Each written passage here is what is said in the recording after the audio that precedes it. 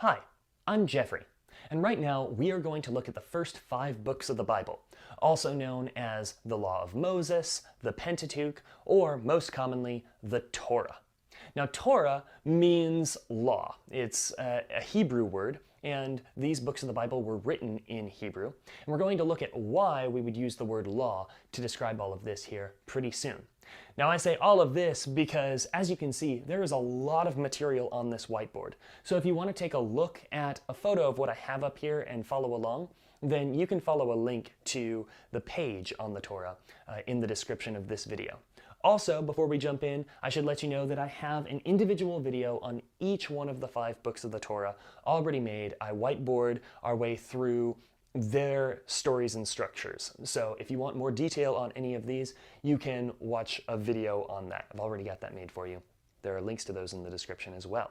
Now, let's go ahead and get a high-level look of what we're talking about when we're talking about the Torah, what it's about, and then we're going to see how the 5 individual books come together to make the foundation of the Bible. Now, the Torah is very important because if you don't have a Torah, you don't have a Bible. Everything that we find in the pages of Scripture from here on out has its roots in the events and promises that you see here in these 5 books. So this is super important. Another thing that we should know going into this is that whenever someone in the New Testament, Jesus or Paul or Peter, is talking about the law, they're usually referring to the Torah. Let's jump in and get an idea of what these books are about. Now, the Torah begins with Genesis, and from a high-level view, Genesis gives us the origin stories of Israel's relationship with God and their ancestors. In the first half of Genesis, we see God creating and ruling the cosmos. And then, by the time we get to an event that's known as the Tower of Babel, we see the relationship between God and humanity, and also the relationship between God and other spiritual beings in a state of disintegration. Humans are scattered and being violent toward each other. We have other spiritual beings that are in rebellion against God and seeking to bring about harm on humans as well. So it's not a very good situation. And what we have in the book of Genesis is we have humans scattering and becoming different nations. And later on in the book of Deuteronomy, we find that the ancient Israelites believed that at that time, the different nations split up and they were assigned different gods. So different nations had their own pantheons, which we see with the ancient Hittites, we see it with the ancient Chaldeans, we see it with especially the ancient Egyptians. They're probably the most famous. And so while humans are splitting up into different nations with different gods, the God that the Israelites believed was above all of them, ruling the entire cosmos, chooses a man named Abraham directly. In fact, he makes a series of promises to Abraham. He promises to be with him as a protector and guide. He promises to give him a special land on the eastern coast of the Mediterranean Sea, and that land is called Canaan.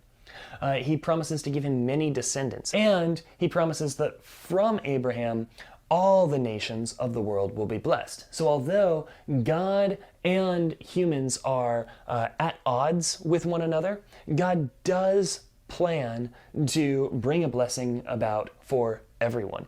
And all of that is set up in the book of Genesis, and it ends with some of Abraham's descendants finding their way to Egypt to escape a famine. Fast forward a little while, and we find ourselves in the book of Exodus, where Israel is a mighty group of people, but they're enslaved by the Egyptians. And what happens in the book of Exodus is God rescues Israel from Egypt. And he doesn't just free them from their human oppressors. Instead, he frees Israel from both their human and their divine oppressors. We see God going to war and executing judgment on the gods of Egypt, or so the ancient Israelites wrote about. And so when this happens, God leads Israel out into the wilderness and makes a special pact, a special agreement with them. He gives them the law.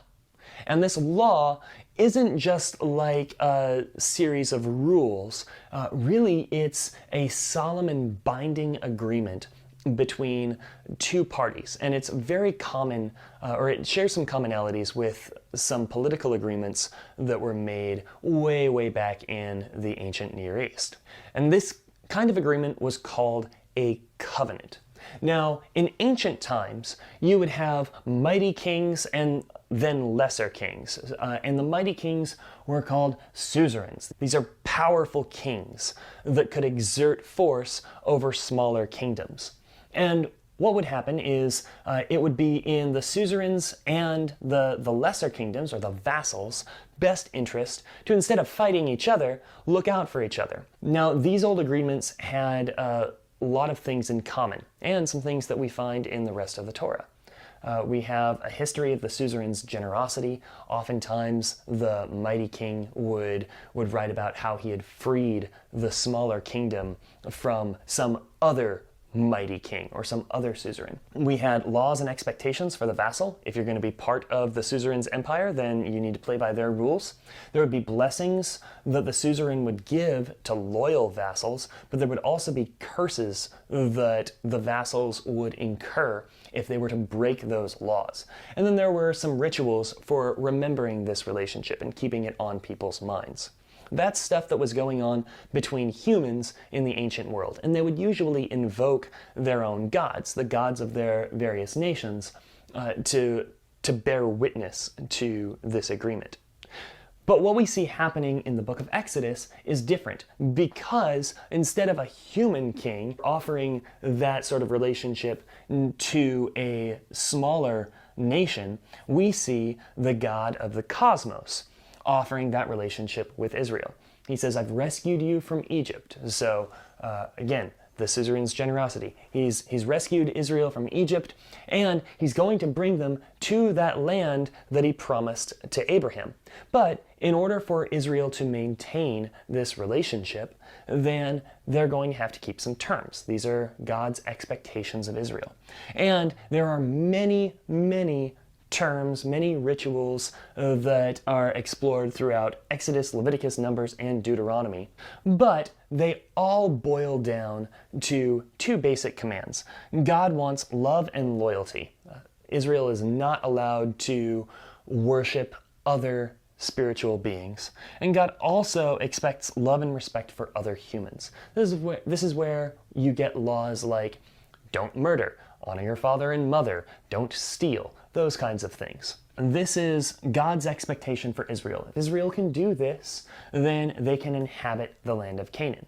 And that's introduced here in Exodus. And because we have these terms in order to keep the relationship going, this is called the law, or in Hebrew, the Torah. So that's why